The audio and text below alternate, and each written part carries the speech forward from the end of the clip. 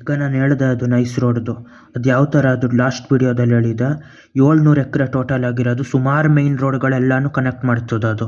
40 kilometre ಒಟ್ಟಿರೋದು. 700 ಅಂದರೆ ಜಾಸ್ತಿ ಹೇಳಿದ್ದು, ಇನ್ನೂ ಕಡಿಮೆ ಇರೋದಿದು ಮ್ಯಾಕ್ಸಿಮಮ್ಮು. ಇದೇನಾದರೂ ಅವ್ರು ಯಾರಾದರೂ ಇನ್ವೆಸ್ಟರ್ ಕೈಲಿ ಮಾಡಿಸ್ಕೊಂಡಿದ್ರೆ ದಿನಕ್ಕೆ 2 ಕೋಟಿ ಅದು ಟೋಟಲ್ಲು ರೆವೆನ್ಯೂ ಮಾಡೋದು.